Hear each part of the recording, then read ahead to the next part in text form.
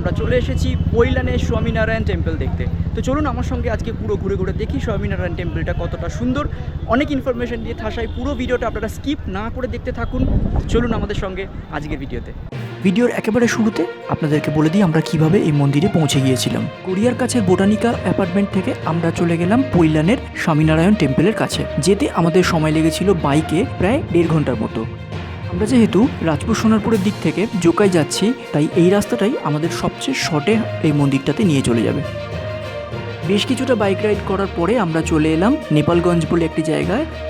আর এই নেপালগঞ্জ থেকে জোকার যে মন্দিরটা রয়েছে সেটা কিন্তু খুব একটা দূরে নেই। নেপালগঞ্জের যে মোড়টা আছে সেখান থেকে আপনাদেরকে সামনে বাঁ দিকে এগোতে হবে, তারপরে আবার একটু এগিয়ে ডান দিকে সোজা এগোতে হবে আমাদের আজকের গন্তব্যের উদ্দেশ্যে।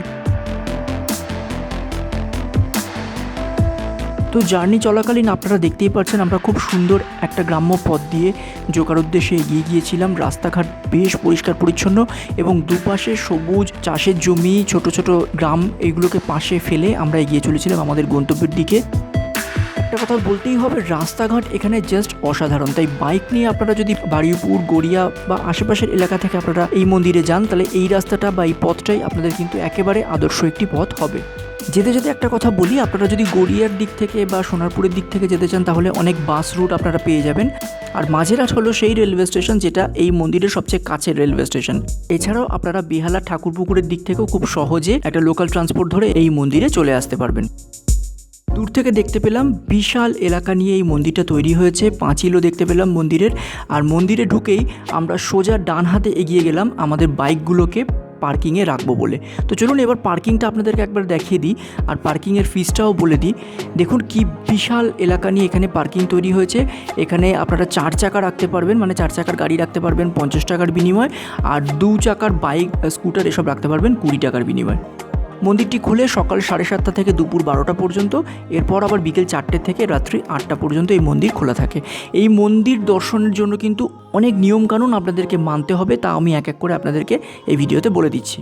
ফার্স্টেই বলে দিচ্ছি, হাঁটুর নিচের কোনো পোশাক এখানে কিন্তু অ্যালাউ করা হয় না, সেটা ছেলেদের হোক বা মেয়েদের হোক। এবং গোটা মন্দির চত্বরে, মানে মূল মন্দির বা মূল মন্দিরের বাইরের যে অংশটা আপনারা এখন দেখছেন, এই গোটা মন্দির চত্বর ভিডিওগ্রাফি, ফটোগ্রাফি কোনো কিছুই করা যায় না। প্রায় 110 বিঘে জমির উপর এই গোটা স্ট্রাকচারটা বা গোটা মন্দিরটা তৈরি করা হয়েছে। তৈরি করতে সময় লেগেছিল প্রায় 10 বছর।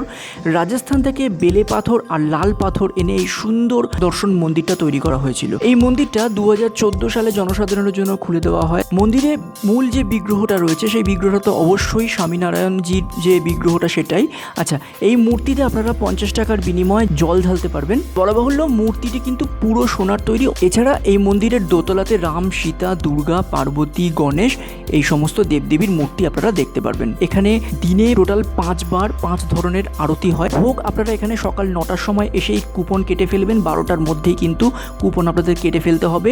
এরপরে আর আপনারা ভোগ কিন্তু পাবেন না। 2 ধরনের ভোগ এখানে থাকে, একটা হলো গুজরাটি থালি যার মূল্য 150 টাকা, আর একটা হলো খিচুড়ি ভোগ যেটার মূল্য হলো শুধু 45 টাকা। শুনলে অবাক হবেন বন্ধুরা, দিল্লিতে যে অক্ষরধাম টেম্পল আছে সেই টেম্পলেরই একটা ব্রাঞ্চ এই স্বামীনারায়ণ টেম্পল। সারা পৃথিবীতে টোটাল 1150টি এর ব্রাঞ্চেস আছে, ইনক্লুডিং আবুধাবিতেও। এই মন্দিরের এত বিশেষত্ব কেন জানেন? শোনা যায় স্বয়ং স্বামীনারায়ণজি এই মন্দির থেকে গঙ্গাসাগর দর্শন করতে গিয়েছিলেন। আশা করছি বন্ধুরা আজকের এই স্বামীনারায়ণ টেম্পলের ভিডিওটা আপনাদের খুব ভালো লেগেছে। এরকম আরও অনেক ইন্টারেস্টিং ভিডিও নিয়ে আমি বারে বারে ফিরে আসবো, আপনাদের হোস্ট সায়ন। ততক্ষণ বন্ধুরা আপনারা আমার এই ভিডিওটাকে করে দিন লাইক, চ্যানেলটাকে করে দিন সাবস্ক্রাইব, আর বন্ধুদের মধ্যে করে দিন শেয়ার। আবারও ফিরে আসছি এরকম অনেক ইন্টারেস্টিং ঘুরতে যাওয়ার ভিডিও নিয়ে। সবাই খুব ভালো থাকুন। Thank you, piece.